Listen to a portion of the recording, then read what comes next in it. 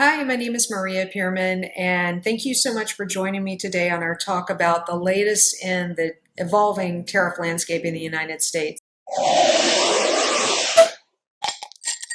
In today's conversation, we're going to talk about some background and where we are today in the tariff environment, also some short-term tactics that most suppliers can use to respond, and long-term strategies that can be used later. To talk about tariffs and the concept of them, they are taxes paid by importers of record of physical products, and that is usually on the value of the imported goods. Historically, these amounts have been insignificant or immaterial, but currently in the current administration in the US, it's been placed at the center of global economic and geopolitical strategy.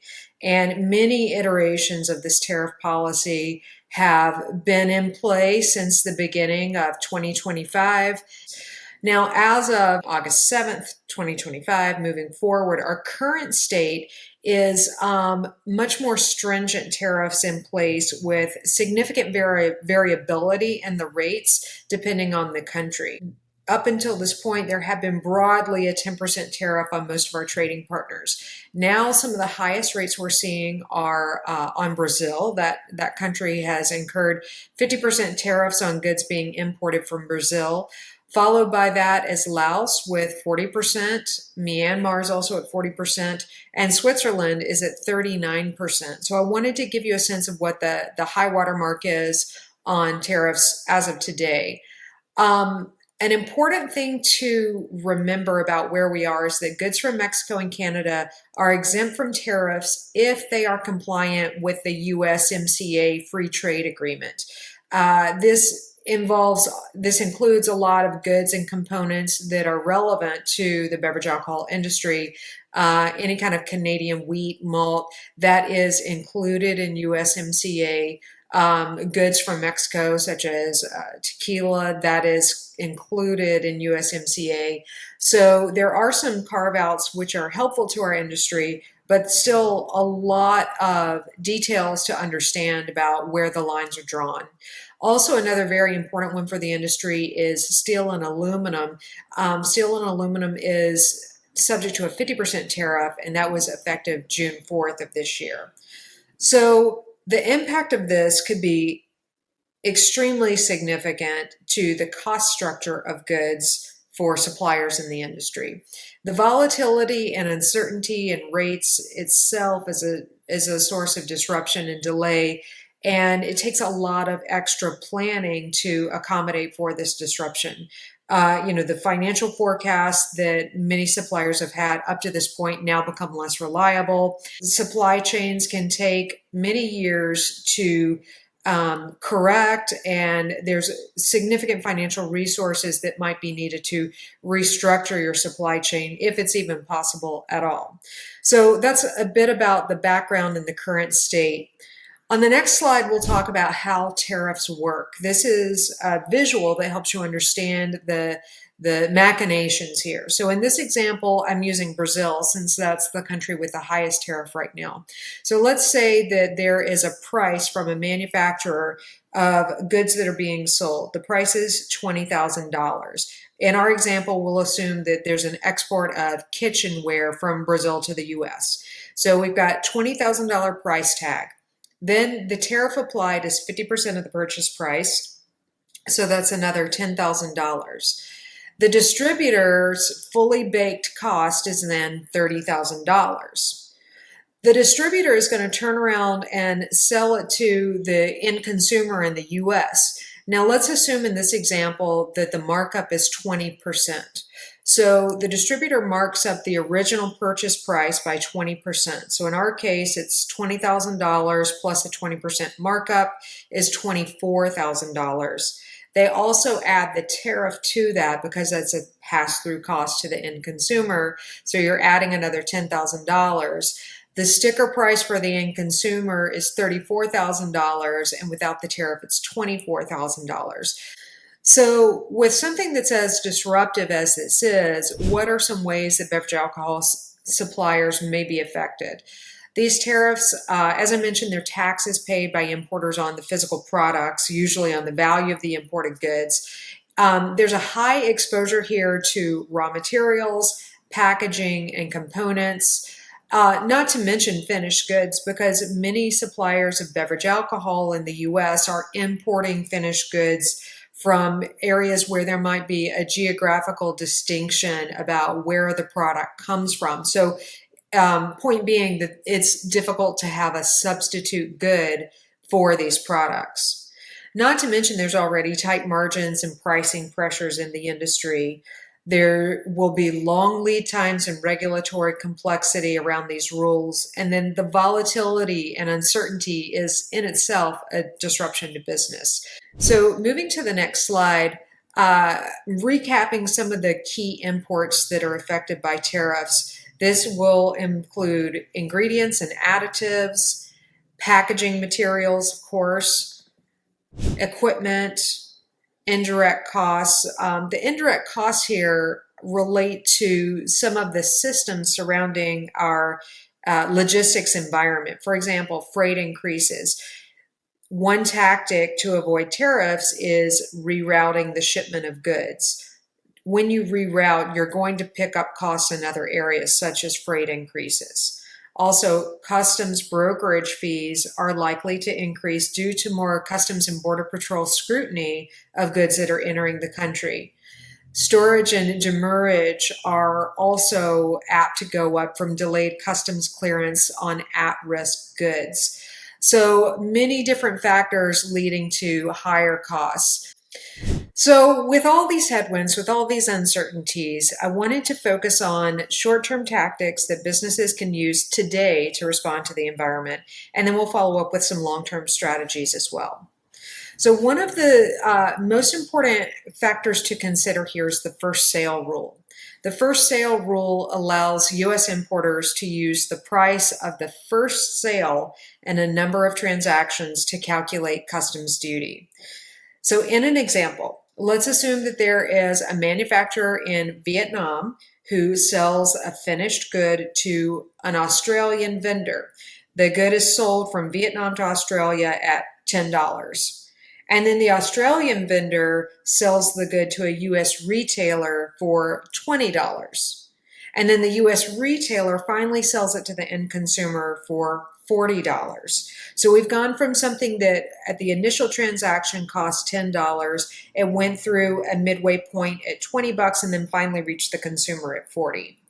The U.S. retailer to pay the import duty on the initial $10 price is what the first sale rule allows, rather than the vendor's inflated $20. Again, if you have multiple steps in the sale process of a good getting from point A to point B, the first sale rule allows you to attach the tariff to the first point of transaction so that you're paying it on the smallest dollar amount of cost. Now, this first sale rule is currently being challenged by Customs and Border Patrol, but as of right now, it is in play and it is fair.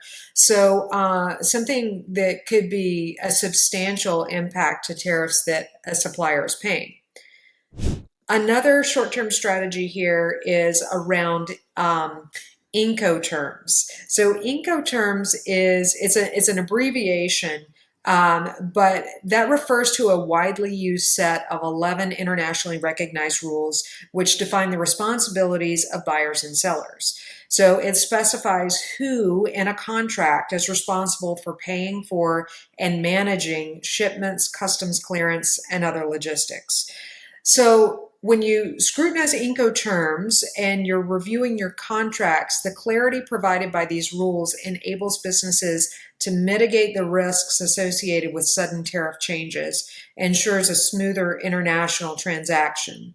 So the key action item here is to review your contracts, the contract terms, and the governing jurisdictions, and companies can try to get ahead of potential price increases by determining who will be paying for what and where. One other key tool here for use in the short term is duty drawbacks for exporters. So a duty drawback is a refund or tariff-based fees that are levied on imported goods that are later exported or destroyed.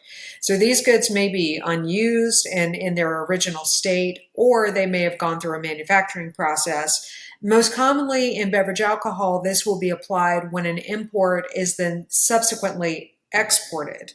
Now, a lot of businesses that I know in the beverage alcohol space don't take advantage of duty recovery, and just because it's tedious. There's a lot of paperwork that goes into it, but especially in light of today's heightened tariffs, duty recovery can certainly put money back in your pocket in a significant and meaningful way. So those are some short-term reactive strategies. I also want to cover short-term immediate actions that you can take today as a business operating in this space. First, treat your tariff monitoring like a weekly KPI. Assign someone in your business to track tariff developments and trade policy updates from trusted sources. And even if no changes are occurring week to week, the discipline of tracking it creates a readiness and it avoids surprises. Second, add trade sensitivity to pricing and cost review.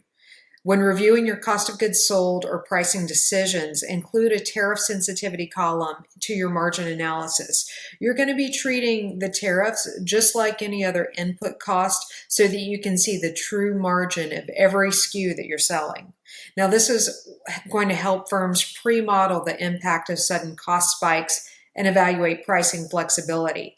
I would highly encourage businesses to increase price to the degree that you can. One of the things that I see most often with clients who operate in this space is that they do not take price in the market when they should. And there's a hesitance because they believe that people won't be willing to pay the higher price. I would challenge that, and I will say from experience, I've seen that when prices rise, you may lose a little bit in terms of the quantity that's sold, but you usually make up for it and then some with the price increase on a per unit basis. So don't be bashful about that. Take advantage of these opportunities. And then when you add the trade sensitivity to your pricing and cost review, you can forecast the impact of increased costs on working capital needs and target inventory levels.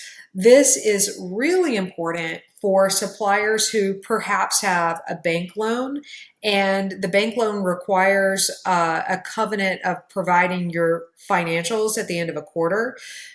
Most of the banks will also have covenants related to the asset value that you have on the books. So you need to remember that the extra cost of tariffs is going to impact your balance sheet, and you want to make sure that in the future your pro forma balance sheet is still in line with the covenants for any of your bank loans. And then the final immediate action is to use purchase orders with more flexibility and optionality. Adjusting ordering behavior to shorten lead times and to diversify suppliers when it's possible. Even if that means you're paying an increase in per unit cost slightly, it's worth it so that you are not tied up with a large portion of your working capital in a high tariff environment from your purchase orders. Also, build in clauses to your purchase orders that allow for cancellation, substitution, or rerouting if the tariff changes create bottlenecks for your company. Now, turning to long-term strategies for the future. One of the biggest strategies here is to diversify your geographic footprint of your supply chain. So when it is possible, shifting from a single country sourcing to a regional diversification. Another long-term strategy is to explore manufacturing or co-packing that's closer to end market. So insourcing, nearshoring, or finding co-packers in the US for trade-stable countries. This can also reduce freight costs and improve inventory responsiveness, which is key during uncertain trade periods. The bottom line here is that you want to pull most of your production as close to the United States as possible. If you can break up the production process into multiple steps, having as much of that within borders is going to reduce the tariff exposure. Finally, a long-term strategy involving contracts. This is nothing that's rocket science, but it's critically important, is structuring smart contracts, reviewing all of your contracts for tariff sharing clauses, looking at the force majeure and pricing adjustment terms. Now, a note about force majeure, it is highly unlikely that you would get another party to agree to considering tariffs force majeure. However, it is a strategy that you can employ and negotiate with. Also, legal considerations for long-term flexibility. So looking at your contracts, trying to build in as much flexibility as possible, and defining how you're going to share the cost of tariffs. So to recap, let's talk about some short-term tactics and long-term strategies that we've reviewed on the call. Short-term tactics include adjusting your ordering behavior to shorten the lead times and diversify suppliers, use of the first sale rule to apply tariffs to the first transaction in a string of transactions, driving clarity in your contracts via INCOTERMS rules, adding trade sensitivity to financial models, negotiating flexibility into your purchase orders, tracking and treating tariffs like a KPI that you monitor on a weekly basis, and taking advantage of duty drawbacks for exporters. On the long-term strategy side of things, diversifying your geographic footprint of supply chain, driving more marketing closer to the end market, and negotiating more favorable contracts. The long-term strategies are things that might take years to implement. The short-term tactics are all things that you can implement within the next 90 days. In addition to those tactics, there are resources and tools available. I have some of them listed here. There is the HTS lookup, which is a tariff schedule showing you the category that virtually all goods fall into. USTR.gov is the Office of the United States Trade Representative. This is press releases and other news that's relevant to the topic. And then there are lots of duty calculators and CBP guidance that's available online. Customs and Border Protection provides guidance on tariffs. So that's a great place to look for the latest developments in this world. Thanks for joining today. Again, my name is Maria Pearman, and hope to see you again soon.